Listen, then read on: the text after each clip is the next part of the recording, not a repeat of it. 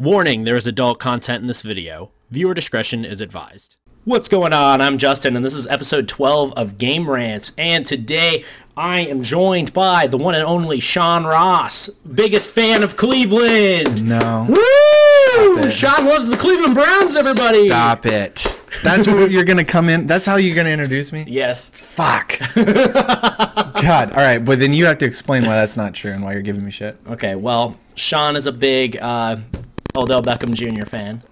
He just got traded to Cleveland, for those of you that actually care about football, which is probably like two of you. Yeah. And shout out to the two of you during this conversation. But yeah. Thanks for listening. Yeah, thanks for listening. Anyways, we're going to jump into our off-topic discussion before the main discussion. Yeah, I have an off-topic to kind of break the ice. Ooh, I should call it like an icebreaker or something, not like an off-topic, because anyways. So I got this from another podcast that I watch by Ryan Higa. If you know who that is. Okay. It's sure don't. If you roll, if you have 100-sided dice, and you roll it once, and if you roll one, you're dead. But if you roll any other number, you get $1 million. And it's a 100-sided die? Correct. So it's 1 through 100. And if you roll a 1, you're dead. But if you roll 2 through 100, you get $1 million. Do you roll the dice? And if so, how many times? Yeah, I'd roll it once probably. You'd roll it once? Yeah, I think so. Actually, I'd probably roll it until I got 1 because I'm suicidal. I'd like to go back. I'd like to change my answer. I would rack it up until I was dead. And then I'd have a will, and I'd give all of my money to, like orphans or something, or wells in Africa. And then I'd be remembered as a really cool guy, and I'd be dead, so it's a win-win for everybody. All right. Well, lucky for you, Sean, I have a random number generator in front of me. Yeah, but unlucky for me, you don't have millions of dollars. I do not. All right, roll the fucking thing. Okay, I'm going to roll it. You ready? I'm ready. Fingers crossed for a 1. You got a 2. So close. All right, I'm going to roll it and see what I get. 17. Holy shit. Oh, that's so disappointing. I know. I'm kind of disappointed one of us didn't die. Could have been fake dead. I should have just been like, yeah, you rolled a 1. Sorry, guys. You can't see it on screen. Darn. If I'd rolled a 1 and just run out of the house and jumped in front of a car, then what would you have done? I probably wouldn't have posted this to the internet because I'd be like Logan Paul status up in here. And nobody wants that. I'd have like the YPD knocking on my door. The YPD. Yeah, that's the YouTube police department. Oh god. All right. I anyways, hope that doesn't exist. Does that exist? No, it doesn't. Oh Christ! It's a totally made up concept. Thank God. All right. Anyways, we're gonna jump into our main topic today about why the second generation of Pokemon is the best generation, because everybody knows it is the best generation. That is actually my opinion and Sean's opinion. Yeah, I'd agree. Yeah, I'm also including the Gen 4 remakes in this because those are arguably my favorite games. And in those 2 remakes, you have the breeding system's completely different, a lot more fun. Yeah, there's a lot of things that have been added into games since Gen 2. Oh yeah, there's a reason that they went and remade those. For sure. There's a reason that they went back and made Gen 2, and they added a lot of cool things to the Gen 2 remakes that they haven't brought back since, and fans are still wanting. So I just kind of to start off. Who's your favorite starter, Sean? Who is your Gen 2 go-to? It's for me. I've always enjoyed having the fire starters in any Pokemon game, and that's mostly just because they're usually really powerful and pretty decent for the first start of first few gyms. So I the majority of the time I have started with Cyndaquil. Yeah, but there was one time I was challenged to do a speed run. With an emulator, so I was going, really fast. But I had to do the whole thing with Chikorita, and I couldn't get any other Pokemon, and I did it. It was a lot of fun. Nice. So I mean, like starting with, I mean, all of them are, especially in Gen 2, all three of the starters are awesome. Yeah. And they all stick pretty much, you know, they learn some different moves, but they're all one type throughout every evolution instead of having, you know, evolving into a firefighting or, you know, water dark. Which is literally like, that's what, like, all that they're doing now with starters is they're all fucking firefighting. No. They only did it 3, 4, and 5. That's 6 they went to psychic, and 7 they went to fire psychic, that's right. It's still, that's a lot though. Yeah. The majority of the time they're doing, if they're going to mix And let's be honest, Incineroar should have been a firefighting Pokemon, but I feel like they didn't want to slap that on him. So they were just all like, It's fire dark. Dark type. Here you go. I'll be honest. So the only Pokemon games that I've played through all the way have been the, you know, originals, the second generation, third generation, and then the most recent. No, not Ultra Sun, or Ultra Moon, just Moon. Okay. So I haven't actually played all the way through any of the other ones in between there. No, yeah. And I don't know that much about them. But that's why we're here to talk about Gen 2, because let me tell you a story. When I was 11 years old, I bought my first Game Boy Color from a friend for $15, and he gave me the first video game that I ever had was Pokemon Silver version. And I played that fucking game constantly and finished it and then played it again, and like that's all that I did. Yeah, I have a very similar story. I've told it in multiple videos, but I actually got my Game Boy Color first. I got it when I was about 6, and I bought Pokemon Yellow version because, of course, I'm a dumb 6-year-old kid, and I'm like, I love yellow, so I'm gonna buy Yellow version, and that's exactly what I did.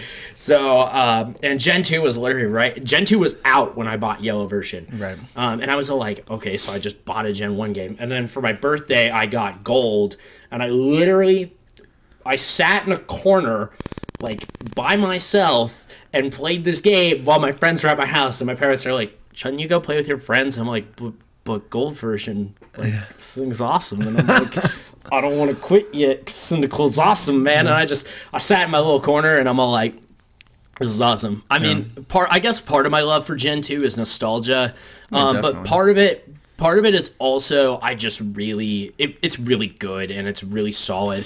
I think the main thing you can point back to is like being able to go to a second region in the post game is just, it's just like, how do you beat that for a post game? You can't. Like, I want Generation 8 to do it so bad. I want them to go back to Kalos because it's going to be in England. So they'll go back to, Gen 6 that's in Kalos, which is in France. France. Right. Okay. Because, so they could do that, and I hope they do, especially because it's on the Switch. It can handle a lot of that stuff. So I hope they do that. But that's one of the reasons why I love Gen 2 so much. It's just like, I do have my complaints with Gen 2. I've stated those in my Soul Silver Nuzlocke. Like, the leveling is a little weird. Like, the level curve, especially when you get to the point in the game where I'm currently at.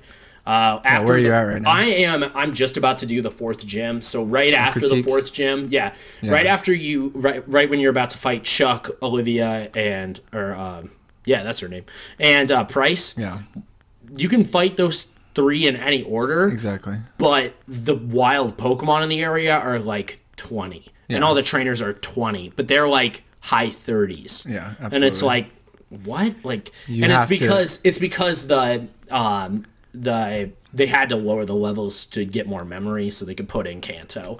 I didn't know that. That's interesting. Yeah, I think it's still easy to do, but you can blaze through that game with higher level Pokemon and do fine all the way up to that point, and that's the point where you are forced to start to take into account types. Yeah, and that's when you figure out what is the weakness for Chuck. You know, out in the islands, you have to know, because it's going to be really hard to beat him if you don't. Yeah, he has a level 50 Poliwrath, 40. No, it's 31, I believe. Really? Yeah. It can't, not in like the Crystal and Silver. No, for sure. Are you sure? I'm 100% sure. I don't know, man. Because I just played this. Or maybe you're right. No, I won't look it up.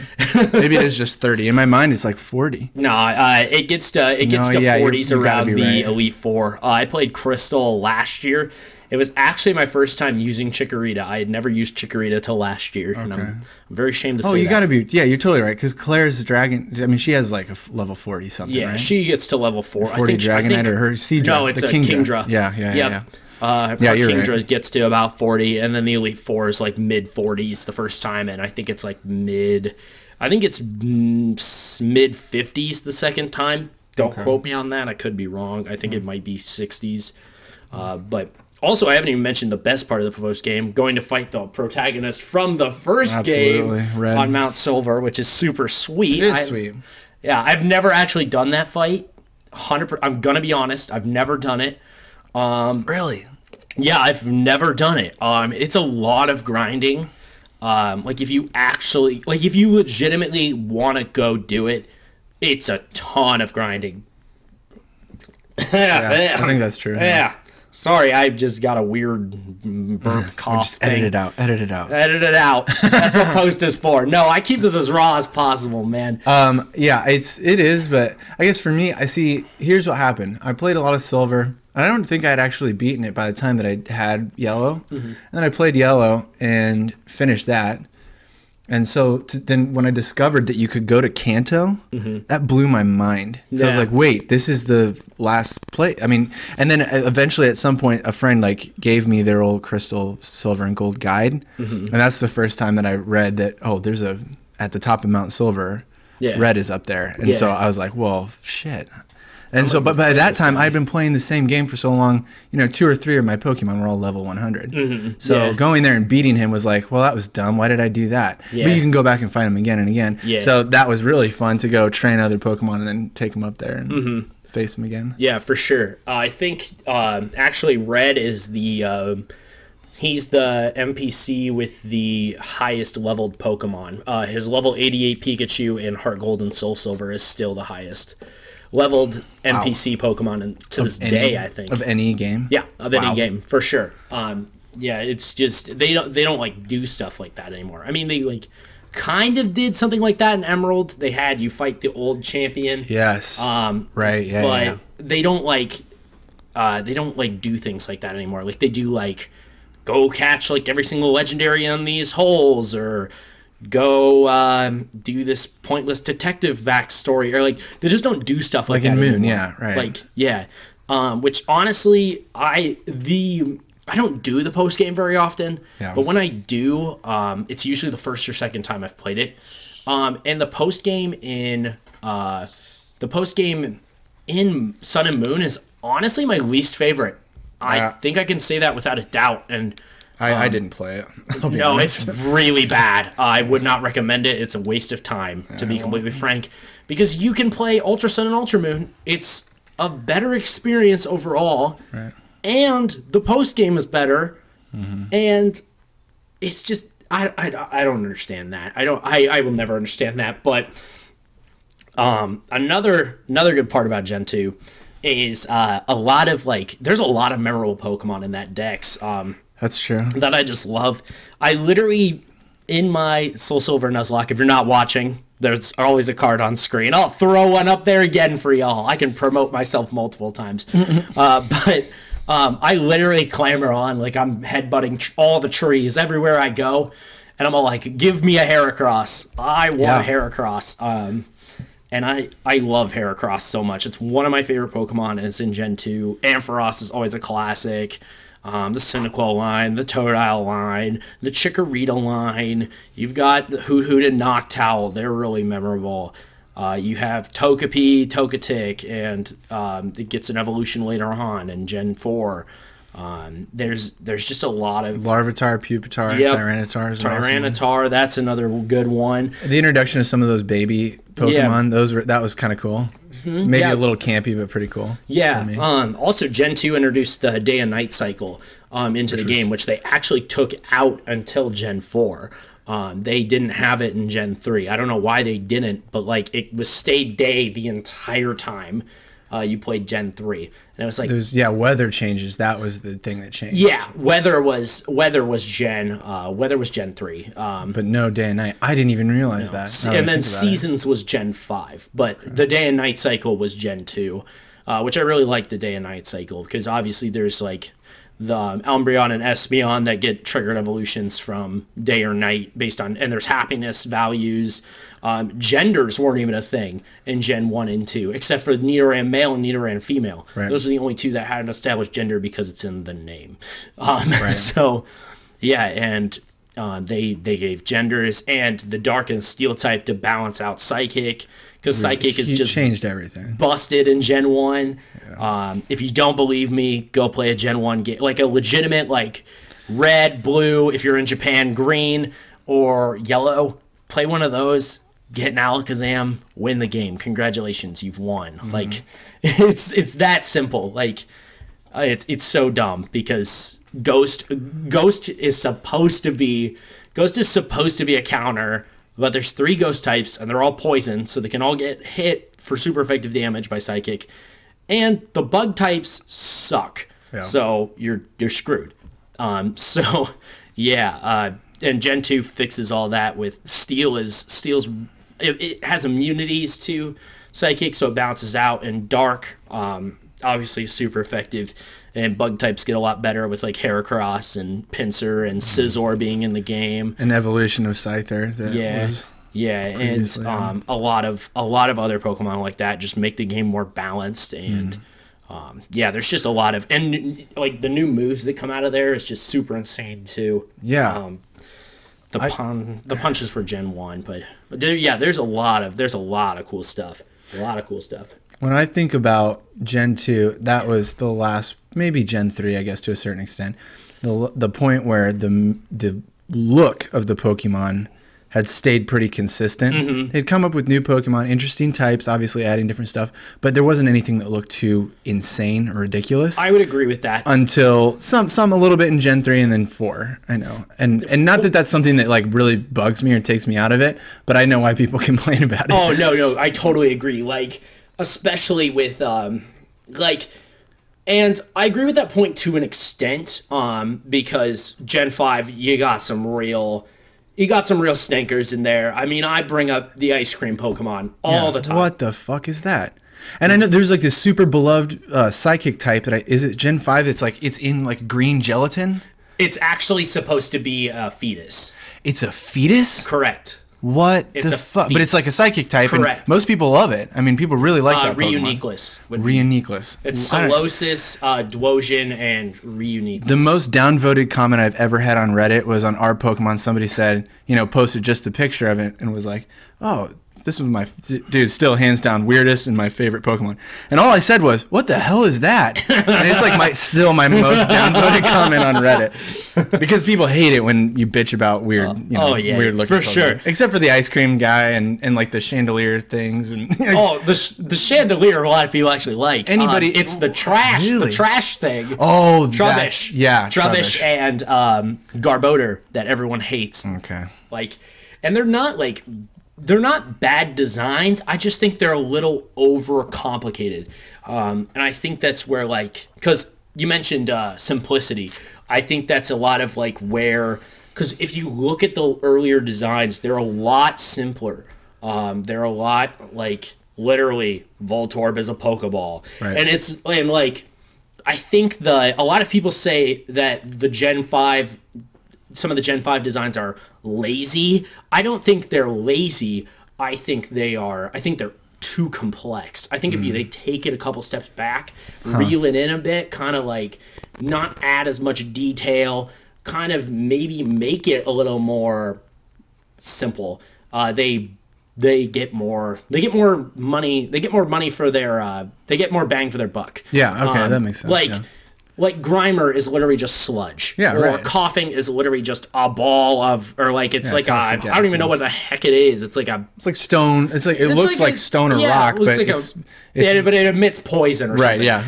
It's these very simple designs, and then you've got Tauros as a bull, but you have Bouffalant and Gen 5. That's literally a bull with an afro question mark, and it's like, Jesus, what? Why is this a thing? Yeah. Also, if you haven't seen my other podcast, I actually did a podcast where I had my friend Connor guess between real or fake Pokemon. I put the ice cream Pokemon in there, and he got it wrong. Yeah, that's a good one. So yeah, some of those look like, I mean, if you play Dragon Warrior Monsters, that line of games is, I mean, the whole point is like silliness. They're monsters, and it's as though regular household items are possessed. That was kind of the point. And there were, you know, animal creatures. So I think like something like that, or Digimon, they start to look like these overly complicated, for sure, like supposed to be computer programs, things like that. You know, not something that you'd see floating through the woods as you're walking. You know? Yeah, for sure. Which takes me out of it a little bit. Yeah, I would agree with that. I mean, like, it's supposed to be more, I tend to like the designs that are more animalistic in nature. Those are just the designs I gravitate towards, because it's an animal and it looks adorable. I mean, you gravitate towards it. Or it's an animal and it looks really badass. I mean, I'm going to go pick that thing up. Like, duh, like, that's what kids do. Like, you're either going to pick up something cute or you're going to pick up something badass. You're not going to pick up a piece of garbage off the ground. Like, a literal piece of garbage. But yeah, I mean, the Gen 2 designs are just phenomenal. I can't even just tell you. The introduction of the phone system. Oh yeah, the phone. I forgot. Things in Crystal, well, a little bit in Silver, but in Crystal, way more important. Events kind of are triggered. You know, the sales up on top of the Goldenrod department store, where you get a lot of items that you can't buy anywhere in the game, or the free. That's how you get most of your Firestone, Leaf, Waterstones, you know, Thunderstone. They changed that in the remake. They actually have this thing called the Pokeathlon. It's a little like, it's like the Olympics for Pokemon pretty much, and you do these little events on the touchscreen, and then you get like different stones and stuff that you can buy each day. Nice. I actually have to do that to get a Moonstone tomorrow, because I'm recording this on a Tuesday and I need to get it on a Wednesday. So yay! Don't forget. Hey, speaking of days of the week. Days of the week. I was thinking about that too. The brothers and sisters, the family. Yep. That's awesome. Yeah, that runs around. The Lapras that's down. That's triggered on Friday. Friday. Yeah. That's awesome. What are there any others that only appear at certain days of the week? There is one. I think Lapras appears on Sunday. Actually. Oh, is it Sunday? Okay. Yeah, I could look it up real quick. Yeah, I can't. I just couldn't remember. Sometimes I think it's Thursday. Sometimes I think it's Tuesday. I think it's Sunday. You're probably right. I want to double check it because I always get it wrong as well. It'll be under interactive, and it is. It's Friday. It is Friday. It is Friday. Yep. Okay. It's Friday. So on Fridays, like that was sweet, and I can't think of. No, there's nobody else no other Pokemon that shows up only on certain days of the week, right? That would be correct. Not in Gen 2. And then, there are, the trainer, when you do end up in Kanto for the end game or post game, you go to Saffron City. Yeah. And where there were 2 gyms, one of them, the fighting gym trainer from Gen 1, is fighting on Mount Mortar or wherever. And you can go in there and fight him. And he gives you the Tyrogue, which is the precursor to either Hitmonlee or Hitmonchan, which is sweet. And they introduced Hitmontop, right? Yes, correct. Which is, and it was based on attack and defense stats? I think, okay, so if you have an emphasis in, let me look this up, because I always get this mixed up. I think this is literally the weirdest evolution. It's one of the ones it's one of the weirder ones, but I really like it. The other one that I really like, this is completely off topic. In Gen 6, if you get an Inkay at level 30, you have to turn the console upside down to evolve it. Really? It's so sick. I had no idea. Here it is. Okay, well, let me guess first. Okay. Hitmonchan. Yes. The punching. Yes. He or she is defense. Correct. Defense is higher than attack. Okay, then Hitmonlee, if you have a higher attack than defense, you get Hitmonlee. Correct. And if they're equal, then you get Hitmontop. You are correct. Nice. Proud of you. And I can't remember his name, whatever the black belt so-and-so is training in there. And instead of giving you a badge, he just gives you a Pokemon, which is awesome. His name is... Oh, I thought that was going to tell me. Oh, no. Wait. It'll tell me. I just got to be patient. I just got to look it up. His name is... Karate King. It's literally Karate King. Well, in Gen 2, I think it just calls him Black Belt. something. Yeah, it's probably just a black belt or something would be my guess. Gift, yeah, they're actually, you can get Tyrogue in Mount Mortar as well, but you get a second one in... Oh, really? Yeah, I believe so. Let me just double check that just to make sure, so we're not spouting random garbage here for the audience. And I'm using Cerebi to fact check all this stuff if you guys are super curious about what I'm doing. One thing that I really loved, one more thing that I loved was the introduction of breeding, and then the way more opportunities for those special Pokemon. Like you get either Magby, Pichu, Cleffa, Igglybuff. You get one of those as the odd egg in Crystal version. I guess that's not in Silver or Gold, but I know in Crystal, and I don't know about Soul Silver. No, or Gold, it's just in Crystal. You would be correct. So then you get the odd egg, which is your second egg that you're given. The first one is a Togepi, mystery egg. But you get one of those, and then if it doesn't turn out to be what you're wanting, L-Kid, that's one of them. If it doesn't turn out to be statistically what you wanted, or the sex or whatever, then you can go back and keep train it, and then get a Ditto, and then be able to all these Pokemon that you might only get once, except for the legendaries. You can breed them and make them a lot stronger. That was at a certain point, I would just start those games just to get to Goldenrod and start training up and getting all these special stats. And I mean, the IV stat system was complete. I mean, it wasn't even there really in Gen 2 compared to what it is now. Oh, not even close. But there was still the breeding of moves and transferring those across different family lines. That was my favorite thing to do. And I'd spend hours and hours getting these Pokemon that were awesome. And then once I had the perfect team that knew moves that they couldn't learn other than through breeding, moving on and playing the rest of the game. That was a lot of fun. Yeah. So I figured out what the so in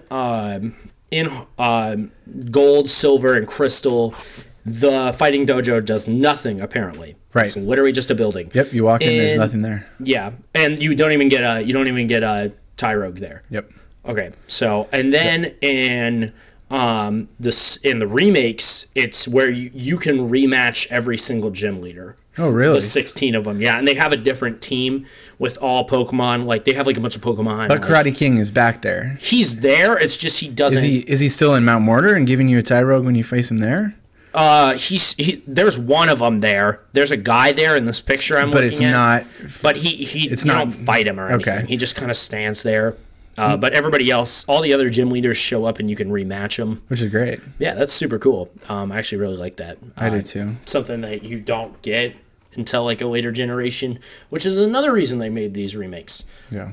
Especially because that would be super cool. Hang on a sec. I got to re-pull up all my crap just to make sure I have it on screen because I only function with one monitor out here. But beside the point. Yeah. What was I going to say? Oh, shinies. I haven't even talked about those yet. Yeah, sure. Introduction because they are, you actually get shinies.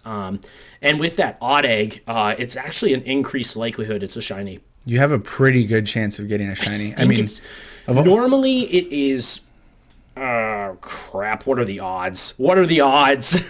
You've looked that up. All I know is that through all the times that I've played Crystal, which again is definitely my favorite iteration of Gen 2, I've gotten a shiny at least 3 or 4 times off that odd egg.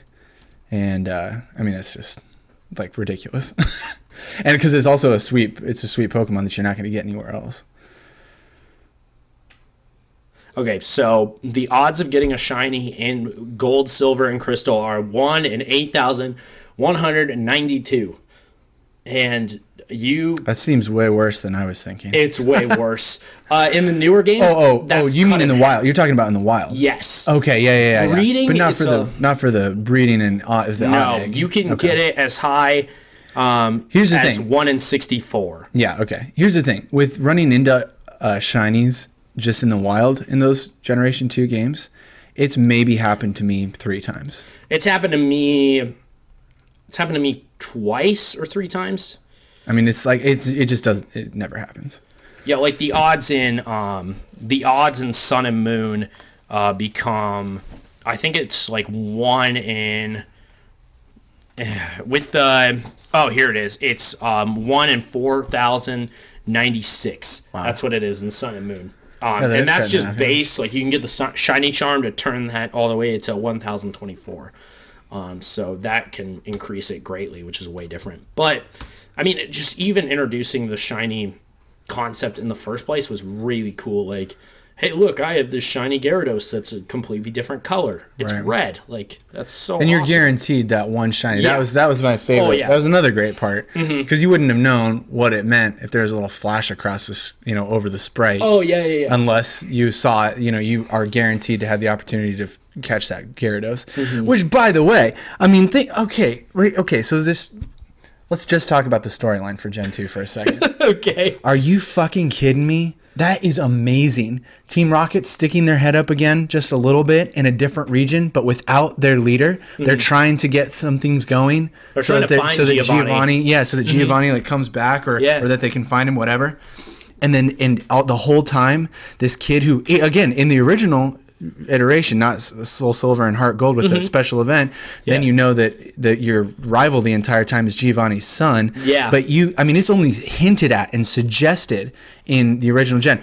There's one person, I think it's either when they take over the radio tower or maybe it's all the way in the Mahogany Town. I don't know. But at one of those secret rocket bases, one of the kids says, or one of the, not the kids, one of the henchmen, Team Rocket henchmen, makes reference to Giovanni's redheaded son, who's so annoying or something like that. Yeah. And then that's the only clue that you get, that it's his son that's running around, Luca or whatever from the... I can't remember what they name him in... Silver.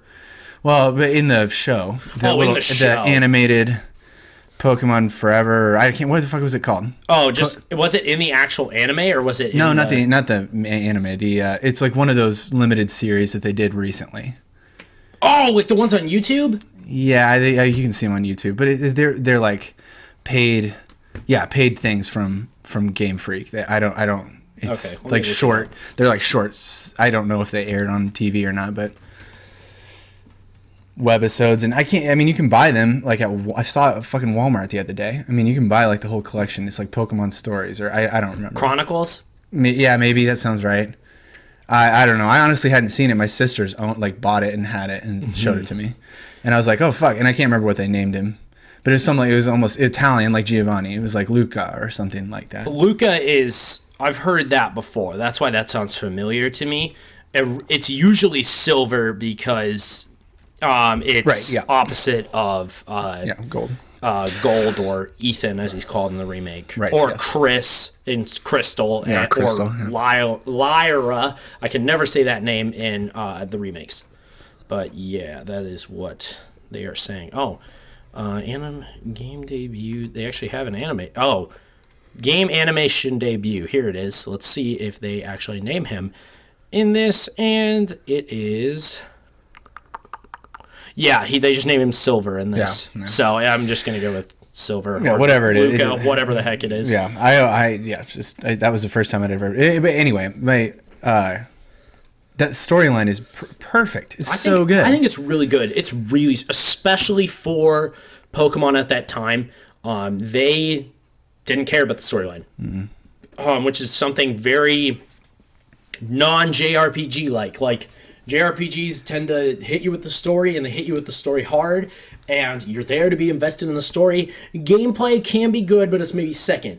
Pokemon kind of did it opposite. They kind of went, okay, let's get this gameplay thing established, and then we'll think about the story later on down the road. They finally really dug into the story thing in Gen 5. I think they hit it really hard in Gen 5, and I think Gen 5 is great.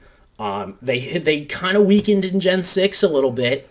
And then in Gen 7, they kind of come back in stride. And I think that's where their stories really hit. But that's kind of more of the day. I think if they redid Gen 2's story today, I think it would be the best story. Yeah. Because it has the most unique elements to it. I agree. Because a lot of the Pokemon stories are like, hey, we're bad, let's take over the world. Like, it's pretty common sense. Like, I mean, Team Rocket is that way too, but like, but they're bumbling idiots. They're bumbling idiots. In Gen 2, they're not like when you're in Gen 1, they're everywhere. I mean, you're still running into idiots, but they're everywhere, and they really are like a global. It feels like a global organization that's unstoppable, and they're in everything. Every city that you're in, Team Rocket is there. Yeah. In Gen 2, that's not the case, but when you do see see them, you're like, they're idiots. They're trying to find Giovanni. You beat them pretty easily. Lance helps you beat them. But the whole time, there's this son of Giovanni's running around too. Yeah. And that's just, I mean, and also, here's the other thing about your rival that's so much fun. He ends up being a good guy by the end. Yep. I mean, at the time, you're on Victory Road or you're going to the Elite Four. I mean, he faces you one last time with a bad attitude, essentially, and then later on when you're in Kanto, you run into him in the Mount Moon, whatever. What is it? Mount Moon. And at some, like, if you take one corner, I mean, there he is. You face him one more time, but he's treating his Pokemon well. Like he's a good guy. He's not a bad guy anymore. That's so cool. Like he slowly changes into a good person. No, yeah, I think that's also symbolized by his team too. Like Absolutely. He has a lot of like Pokemon that evolve via friendship, right? And they finally evolve. So it's like, oh, cool. Like he's actually he's a decent such human a being. deep cut. Yeah, it's so cool. And I say this all the time, especially when I talk about Pokemon. I say bring back the douchebag rivals. I love them. They're so great. I hate this friendship crap. I don't want. Yeah, I don't want anybody. I don't want anybody being my friend. I want to name my rival. I want him to be a prick. I want him to hate me. I want him to tell me to smell or smell you later. Yeah, I want him to say smell you later. I want him to insult my mom. I want it all. Like I want him to make me feel bad. I want him to. That's what I want. That's what I love. Like that's why I love Silver, and that's why I love Gary, and that's why I hate all the bumbling idiots in Gen 6, and I don't like Hau in Gen 7. No offense. I like Gladion though. Gladion's sweet, but Hau sucks. He's garbage. So getting to the Viridian Gym and having Blue be there is one of the. I mean, that's the first time you're like, oh man, that's awesome. Or even like Koga being in the Elite Four. Oh, Koga ended up in the Elite. Absolutely, having his daughter. Really cool. That is so sweet. Yeah. So cool. Yeah. And the mimicking girl, you know, when you get the magnet train going and you can start to travel back and forth from Johto to Kanto. I mean, that's a callback to the kid who she was just a little kid in Gen 1, but she's still in Saffron City, and she's. I love that. I fucking love it. Oh, it's I just great. love that game. It's great. I play the shit out of it constantly. Oh, it's so great. And it's just There's nothing better. It's literally a simple, just such a simple, it's a simple concept that they came up with, huge hit, and then they just knocked it out of the park with the sequel. So because that was where they intended to end it, was with the Gen 2 games, and then they were all like, well, we're basically printing money right now. Why would we stop? And now we're like 20 years later, and I don't think they're going to stop anytime soon. I don't think so either. Let me ask you this. So yeah, because I haven't played Soul Silver and Heart Gold. Yeah. So a couple of questions for you. Number one, is there anything? Okay, so I know about the event that's triggered for you to catch Celebi instead of having to go to Toys R Us or whatever the fuck and like plug your Game Boy in and get a Celebi. Toys R Us. R.I.P. Yeah. God, I did it, but you know. Okay. But is there anything with Mewtwo's Cave in the remakes? Can you go into Mewtwo's Cave outside Cerulean City? I don't know. God damn it. That's so disappointing. It's called Cerulean Cave. I will check it. Yeah. Because going through Gen 2, there were so many rumors about that game because you didn't know that there was a whole you can't go in it. It's not even an option in Gen 2. Damn it. Or Gen 4. So you can't go in it. The really fun thing about that too is that you would hear 100 different things from 100 different people. If you didn't have a guide, what was real or not with Gen 2, you had no idea. Because when you discovered that you could go to Kanto and go through all the places that you could have gone through in Gen 1, you were like, well, the sky's the limit. I mean, what the fuck? Am I going to get to go to a different planet? Am I going to get to resurrect some of the fossils, things like that? And you always had somebody's older brother was always like, oh yeah, you can get into Mewtwo's Cave. You have to have a complete Pokedex, and you have to have these different Pokemon at level whatever, and then the cave will open up, and then you can go in there, and it's like, and obviously, I'm sure none of it's true, but there was something for me. There was like, I tried everything to get in there, and I can never get into Cerulean Cave. Oh no, yeah. I was hoping there was something you could do. But. Oh no, yeah. I think that's just part of not having the internet too, because like literally this entire video, I've been like, hey, I don't know this. Let's look it up on the internet. Like, you had to like buy a guide. Right. Like, guides are a joke now. Yeah. Why would you do that? Go on the internet. Go on YouTube. Somebody's playing the game. Like, if you can't figure it out, you have this thing called a computer. That being said, to the team who made that Crystal version guide, the official. I can't even remember what the company is that made that. It's probably Prima. Is it Prima? It could, no, it was Nintendo Power. Yep. It might be Nintendo. It was just Nintendo Power. And so the group that made that, I mean, I still have mine, you know? Like, oh, nice. I want to thank them for doing that because it's so much fun to read, and they don't just like point to where things are.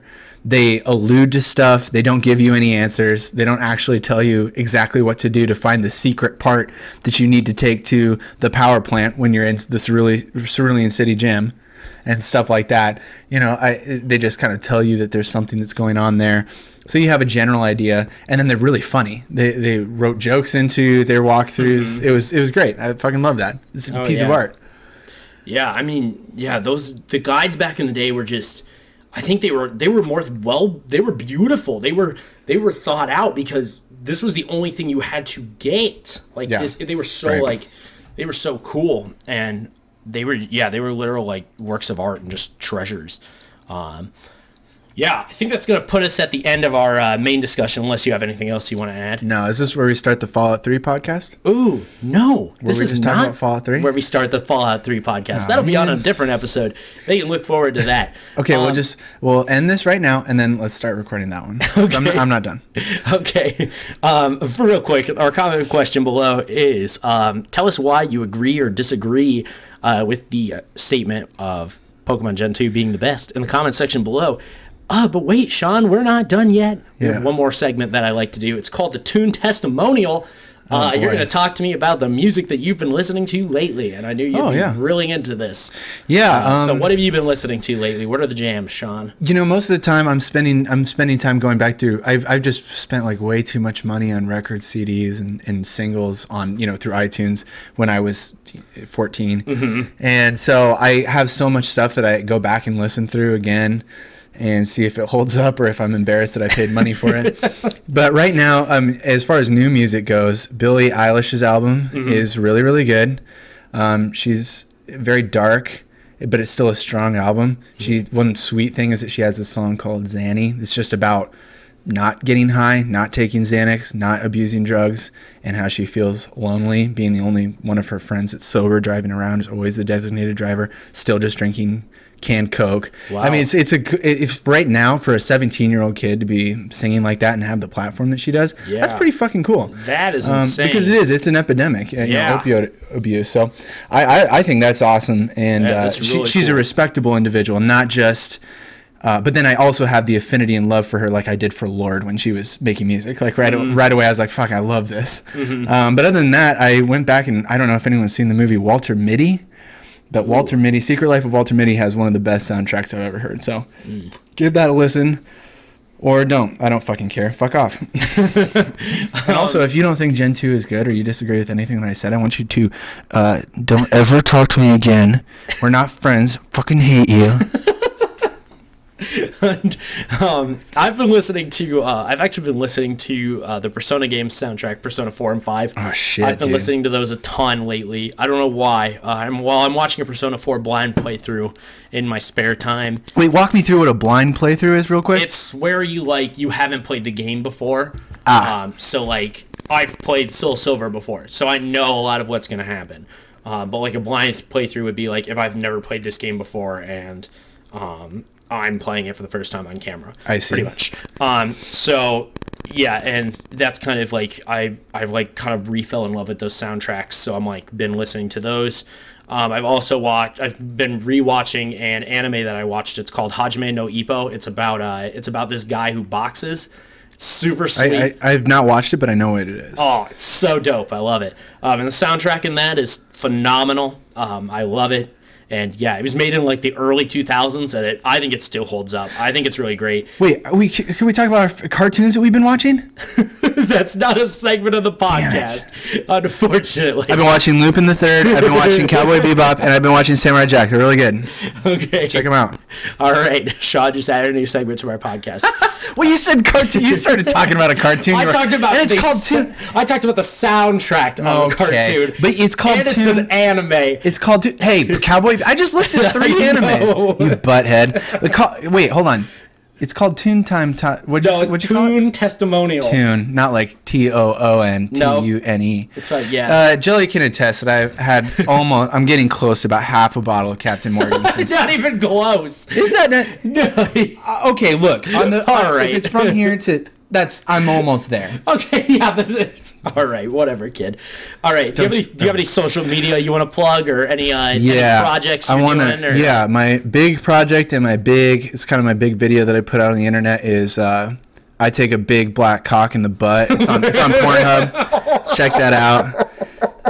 Just type in Sean Ross takes a big fatty blacky cock in his loose gaping asshole. No, I don't really have anything. The only podcast that I do, I use a fake name so no one can know the things that I say on the internet. And then I just said that, and everyone knows my real name. So I don't know why I do that. I'm probably. Oh my gosh. See, right. Justin, that's why I said I need to use a fake name. You should have used a fake name. That's not my fault. Yes, it is. You started with my fucking name. So I just kept rolling with it. Whatever. Too much Captain. All right, if you guys haven't already, make sure to hit the subscribe button down below to catch more content from me, and maybe Sean will come back with some more Captain. And the amount of followers that you're gonna lose now that I've been on this show, there's no fucking way you're ever gonna have me back.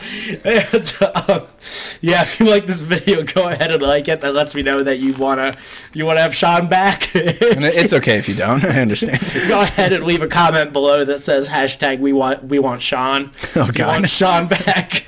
And yeah, if you're still want to share this video, go ahead. If you're feeling frisky, that's what I say. That's my thing, man. Anyways, I'm gonna go ahead and sign off here. I hope you guys have a good one. Thanks, guys. Bye.